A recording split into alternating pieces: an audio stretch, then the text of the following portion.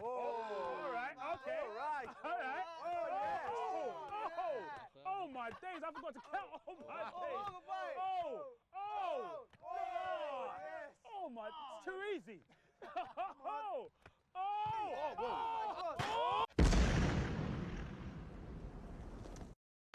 Nobody is gonna be like Eden Hazard. Let Cole Palmer be Cole Palmer. Nobody is gonna be Didier Drogba. Let Nicholas Jackson be Nicholas Jackson. Ladies and gentlemen, my name is Ogs, your own brother. Please don't forget to like, subscribe, share, comment down below. Take 1 second to help your brother out and you'll be blessed. This video is about some random topics in the Chelsea community today. It's still international break. It's boring. People can't wait until the Premier League is back this weekend. Let me start by reminding you that Chelsea are going to play in the Club World Cup in the USA, June, July. We could be playing 2 years without any break, which is very dangerous for the players because you're not gonna get the same quality. The body need to recover. So imagine we have a long season in the Premier League, Carabao Cup, FA Cup, Conference League, and by the way, we're gonna win that Conference League. So after winning that Conference League, whenever the final is gonna be in end of May or the beginning of June, remind me in the comment exactly what date the final of the conference is gonna be, and then immediately you have to take the players on another camp to prepare for the Club World Cup. And then if we go to the final, we have to play the final of the World Cup July the 13th. And after that, are you gonna have time for pre-season? When the players are gonna get their vacation? Because after a long season, more than 60 games, the players need minimum 3 weeks to recover. How that is gonna be? What about the transfer window? When are we gonna start our transfer window and all that? It's absolutely a mess, but we have time to worry about it. I'm just very excited to see the first time when Cole Palmer and Estevao Willian meet in the USA for the Club World Cup, because Estevao is gonna be there and Kendry Pius is gonna be there. It's gonna be very difficult for our season 2025-2026 because the Premier League don't even want to postpone our games. If they can postpone at least 2 games for Chelsea at the beginning of the season, it could work. Just let's wait and see what's gonna happen. It's a Chelsea thing. Let me remind you the table in the Premier League so far. Chelsea are 4th, Liverpool, Manchester City, Arsenal, and then Chelsea. And after the international break, Chelsea to play against Liverpool, the 1st against the 4th. And this table makes me very angry even to look at it, because if we didn't drop point against Nottingham Forest and Crystal Palace, both games at home, Stamford Bridge, we dropped 4 points. If we didn't drop those points, Chelsea were going to be sitting comfortably top of the table. It's a Chelsea thing. Let's now move on and talk about Gabriel Mec. Some news came this morning from Brazil saying that Chelsea backed down on its intention to sign Gabriel Mec to observe him technically. Basically, Chelsea are not sure about certain aspects of Gabriel Mec's game. They don't want to rush and pay a lot of money and discover that he got a lot of weaknesses.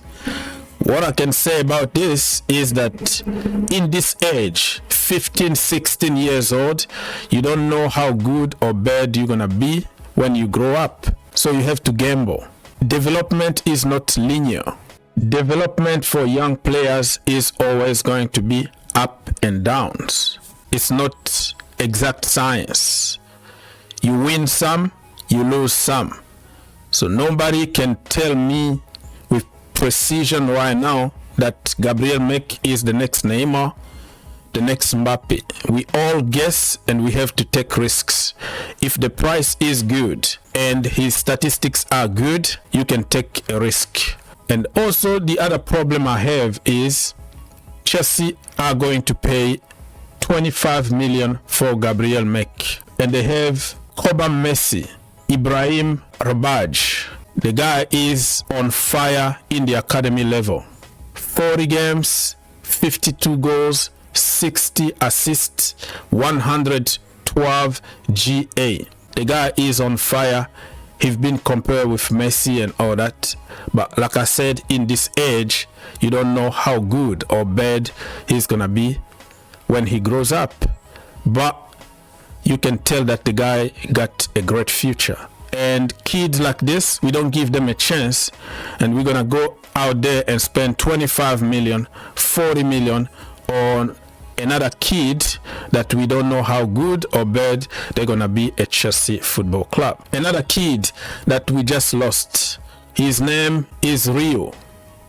Rio just joined Liverpool because there is no path to the first team at Chelsea, and the guy, when he was in the academy level, was on fire, and he was on free at Chelsea Football Club. But Chelsea would prefer to go out there and buy the so-called wonder kid and then compromise our own kid from the academy.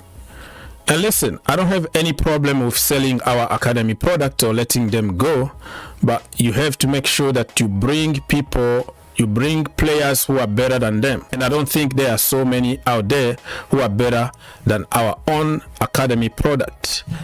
You know, the only time that I get abuses on YouTube or on social media is when I mention Cobham, I mention young kid from the academy, because Chelsea fans are programmed.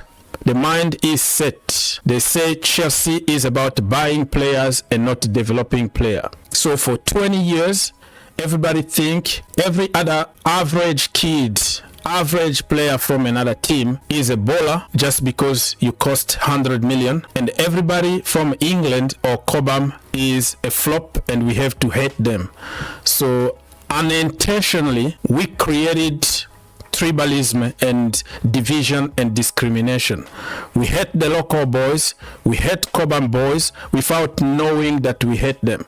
It's all we know for 20 years under Abramovich. We don't care about them, we just care about foreigners. So don't hate me just because you hate academy, just because you hate English players. I don't have to be like you. And it's gonna take generations for people to understand the importance and the value you have to give to local boys. But that is a long topic, and nobody wanna listen to what I'm saying right now because it doesn't fit the narrative, it doesn't fit the tribalism agenda in the Chelsea community. It's a Chelsea thing. Let's talk about Cole Palmer. Some news been going around for linking Cole Palmer to Manchester City again. I'm gonna just show you something that Cole Palmer said 2 days ago. Tough choice, the right choice. It changed my life. Which one? To move club, it changed my life. Just in many different ways, you know, leaving Manchester, growing up, getting away from people that you didn't need to be around, and obviously the football as well. How I look back on leaving City. Yeah, it was a gamble because I didn't know what I was going into, I didn't know the club I was going into. I had people telling me, don't go here, don't go there. But I just decided what I wanted to do myself, and yeah, I did it. Yeah, so he said that moving to Chelsea changed his life. He's playing week in, week out. He's the man at Chelsea Football Club. Do you think that this guy is ready to move back to work under Pep Guardiola again in a system that might not even fit him? At Chelsea, he got the freedom. He does what he wants on the pitch. He's developing. Life is good. And some people will tell us that he's moving to Manchester City. This is just slow news, fake news, in my humble opinion. I think it's very clear that there are people in your profession that write fake news. You do. She does. There are people in your profession that write fake news. Don't worry about it. Palmer is at Chelsea for 9 years. There is no way I can see Palmer out of Chelsea in the coming years. Probably when he is 25, 26, 27, if he got another big dream, and he already won the Premier League and the Champions League with Chelsea Football Club, he might say, you know what, I won it all here. If you can allow me to leave, and everybody can understand then that let him go, because we have other young players coming from the rank, or Willian and Kendrick Pius can take over. But right now, my friends, this is slow news, fake news. Look at the sources. Look at the source. You know, it's just because some guys got more than 60,000 followers and immediately you become a source. There are some kids who sit in their parent basement who got like 500,000 people following them. They copy paste all the sources all the time. They are jobless. They have nothing to do. But because they have so many followers, they can manipulate whoever they want on social media because of the followers. 150 million or 200 million is not enough for me to let Cole Palmer go. And he's going to replace De Bruyne. Well, he was at Manchester City almost on free and you didn't give him a chance. All right, now we got our revenge for losing Kevin De Bruyne, not technically from Chelsea to Manchester City, but you know what I mean. So it's not going to happen, my friends. And I think Chelsea Dodgers kind of summarized the situation very well. He says, you can tell it's the international break because these Reece James and Cole Palmer fake transfer stories are ridiculous. Look at the outlet they are coming from. Yeah, so some trust me dude sources on social media came up with something just to drive traffic, to have clicks and keep the business going. So some people will believe, because social media is not about intellectual thinking, it's about gossip, it's about lies that people copy and paste. So it's phony, it's fake, it's not gonna happen. They have no sources, but they pretend to have sources. Phony, fake. Because they have no sources, they just make them up when there are none.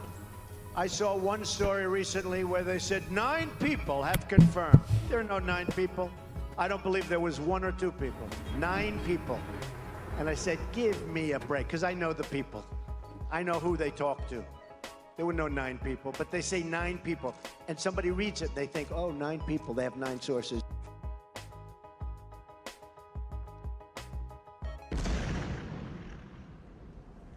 If you enjoyed the video, make sure you subscribe If you really like the video, make sure you subscribe and turn on your notification. and turn on your notification. For more videos, click here, and to subscribe, click here. What are you waiting for? Subscribe now. Capaz, viu?